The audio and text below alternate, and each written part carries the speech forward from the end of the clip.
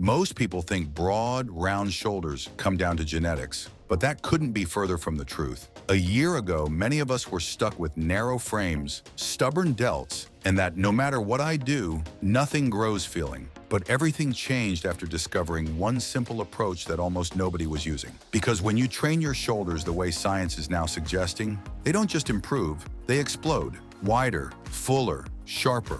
And the crazy part? It only takes 3 movements, done in a way that completely flips traditional shoulder training upside down. No special supplements, no complicated routines, just a method that finally makes your delts respond.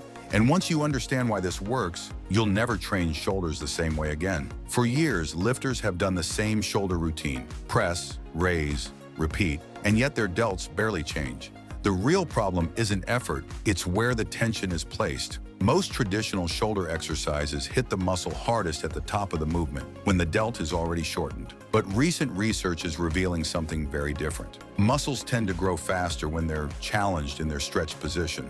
That single detail explains why so many people train hard but see nothing happen across their shoulders. The tension is in the wrong place. Instead of pushing the muscle when it's long and loaded, most lifters only challenge it when it's already contracted, the exact opposite of what stimulates serious growth. This new understanding completely changes how your shoulder workout should be built, and it starts with the exercise that forces your side delts to finally widen. Exercise number 1, behind the body cable lateral raises. If there's one part of your shoulders that can completely change your entire upper body shape, it's the side delts.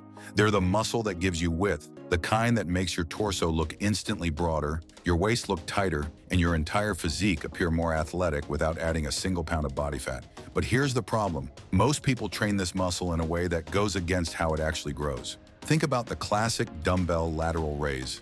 Everyone does it, but it's easiest at the bottom, exactly when the delt is stretched, and hardest at the top, when the muscle is shortened and contributing far less to growth. It feels tough, but the tension pattern is backwards. And backwards tension means backwards results. To fix that, you need an exercise that loads the delt where it's most responsive, in the stretch position, right at the beginning of the rep. That's why behind the body cable lateral raises became a game changer. By stepping slightly in front of the cable and letting your working arm drift behind your torso, the delt is placed in a deeper stretch than any dumbbell can create. Suddenly, the muscle is forced to activate from its weakest, longest position, and that's exactly where growth accelerates. But here's where most people miss the real magic. Cable height. Set the cable too low and the tension kicks in only near the top of the rep. Set it too high and you end up turning the movement into a diagonal lift that targets everything except your side delt. The sweet spot is surprisingly simple. Raise the cable just 2 or 3 notches higher than the bottom. This shifts the entire resistance curve forward, so the delt gets hammered the moment you start lifting. That first inch of movement becomes brutal, and that's the part your shoulders have been missing. Now, not everyone has access to cables, but that doesn't mean you're locked out of this growth method. You can still use dumbbells. You just have to train them differently. Instead of trying to grind out heavy, sloppy reps that fly upward with trap momentum, start the set with perfect form and then finish with bottom range partials. These short pulses keep the tension exactly where the delt stays stretched, which mimics the same growth mechanism the latest research points to. And here's another detail that makes this exercise explode your progress. Stop chasing heavier weight. Most lifters go too heavy too soon, ruining the angle, shrugging into the movement, and shifting tension away from the delts entirely. The truth is, side delts respond best to clean form, consistent tension, and small, steady progress, not ego lifting. That's why focusing on rep progression instead of weight often works better. Keeping the weight the same while slowly adding reps each session lets your shoulders adapt, strengthen, and grow without your traps hijacking the movement. And once you can hit the higher rep range with full control, then you increase the load. And by that point, the delt fibers are primed to respond. When you combine the stretch-loaded cable variation, the controlled partials, and the rep-based progression, something changes. Your shoulders finally start pushing outward instead of staying flat. T-shirts fit differently, your silhouette widens, and for the first time, your physique starts to look like it actually lifts. But width is only half the story, because even the broadest shoulders fall flat if the back of your delts stay underdeveloped, and that's where most lifters fail without even realizing it. Exercise number 2, reverse cable fly. If the side delts create width, the rear delts create shape, that rounded 3D look that makes your shoulders pop from every angle. But here's the truth almost nobody admits. The rear delt is the most neglected muscle on the upper body. Not because people ignore it, but because they think they're training it when they're actually hitting everything except the rear delt. Rows, reverse flies, pullbacks, lifters do all of them, yet the muscle barely grows. Why? Because the rear delt only fires properly when your arm moves along a very specific path, and most lifters never hit it. The rear delt fibers don't run straight across the back like many people assume. They sit diagonally, angled upward at roughly 45 degrees. That small detail changes everything. If your arm travels too high, you start hitting your traps. Too low and the lats or mid-back take over. But move your arm along that exact 45-degree line, and suddenly the rear delt becomes the prime mover, not just a supportive muscle. This is why some people develop big rear delts without even trying.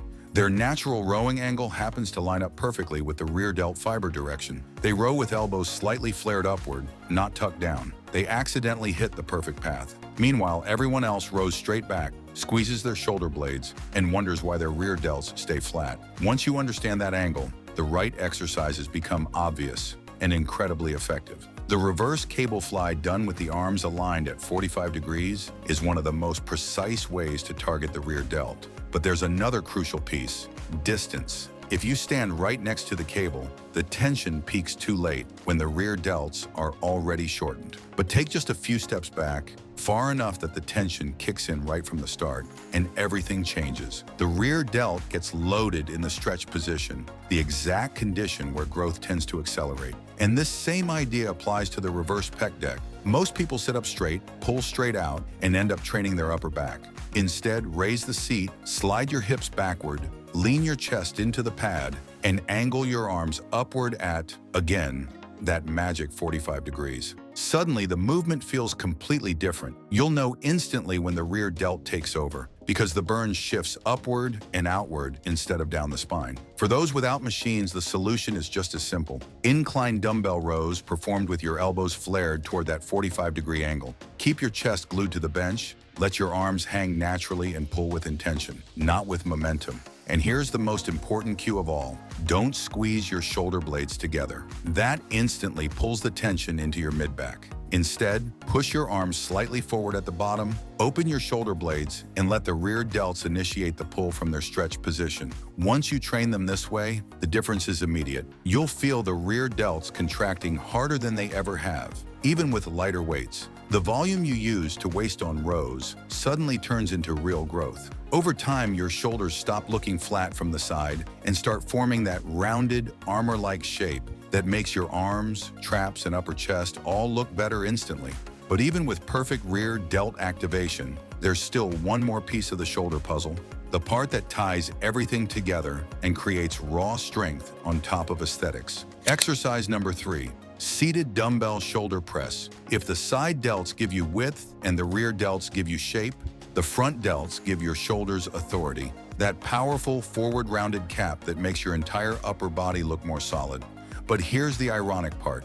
Even though the front delts get hit in countless pressing movements, most lifters still feel stuck with a painfully average front delt. Not because they're failing to train it, but because the way they press works against their own shoulder structure. Traditional overhead pressing looks great on paper. Barbell overhead presses, strict military presses, all the classics. They seem like the logical choice, but real shoulders don't operate like textbook diagrams. The human shoulder joint is built with variation, limitations, imbalances, and angles that change from person to person. That's why many lifters who try to force the perfect 90-degree overhead position end up dealing with clicking, pinching, awkward bar paths, or constant shoulder irritation. There's a reason for that. Most people simply don't have the mobility to raise their arms to a strict 90-degree angle with full stability. A massive 2020 study with over 2,000 participants found that the average person can only reach about 60 degrees of clean external rotation, far from what a traditional vertical press demands.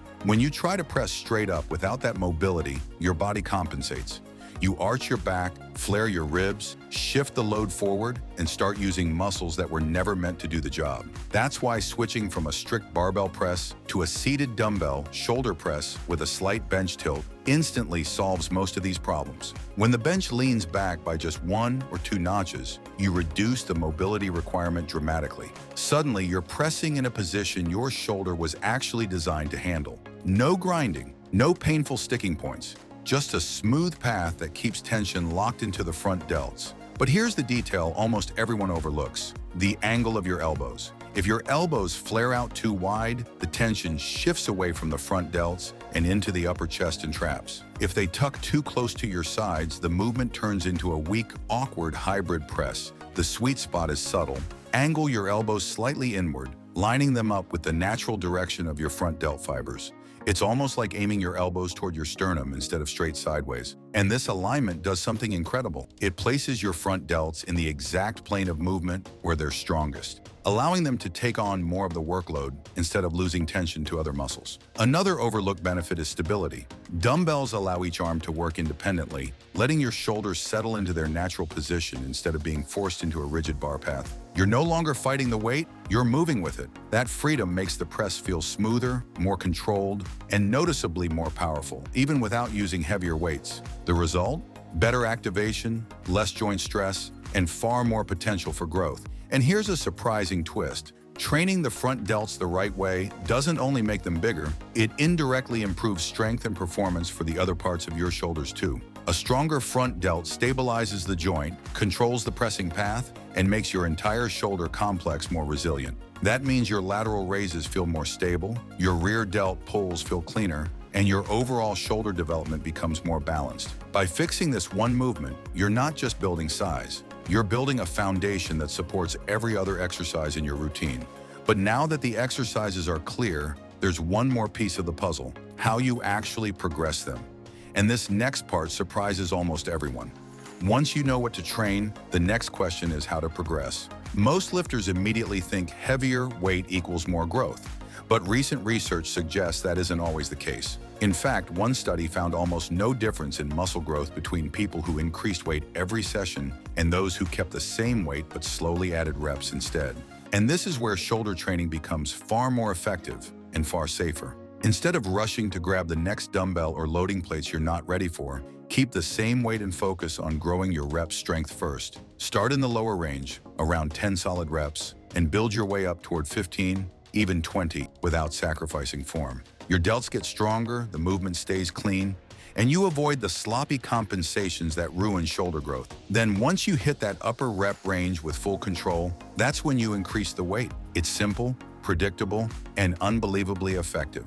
And when you apply this across all 3 movements, your shoulders don't just get bigger, they progress week after week without beating up your joints. What makes this entire approach so interesting is that it wasn't supposed to work this well. Stretch-focused training is still relatively new, and shoulders haven't been studied as deeply as other muscle groups. Yet early evidence, along with real-world results, keeps pointing in the same direction. When you load a muscle where it's naturally weakest, it grows where it's naturally lacking. That's why these 3 movements feel so different. You're not just lifting weight, you're challenging the delts exactly where they respond best. And the surprising part is that even researchers admit the full potential of this method hasn't been uncovered yet. As new studies come out, the way we train shoulders might shift even more. But right now, this approach is already producing changes most lifters never see with traditional workouts. The width becomes more noticeable, the rear caps round out, the front delts finally look connected instead of flat. And it all comes from a simple system built on angles, stretch, and clean execution, not heavier and heavier weight. This is the kind of shift that quietly separates people who train shoulders from people who build them. So if your shoulders have been stuck for months or even years, this is the system that finally breaks the plateau. 3 movements, all loaded where your delts actually grow, and a progression style that doesn't beat up your joints. Keep it simple, stay consistent, and your frame will start to widen faster than you expect. And if you want to take this momentum even further, there's one muscle group almost everyone struggles with: the arms. Most people train them hard, yet they stay stubborn, flat, and lacking that real size. If that sounds familiar, I put together another video that shows exactly how to break through that problem with just 3 strategic exercises. Watch that next. Your arms will thank you for it.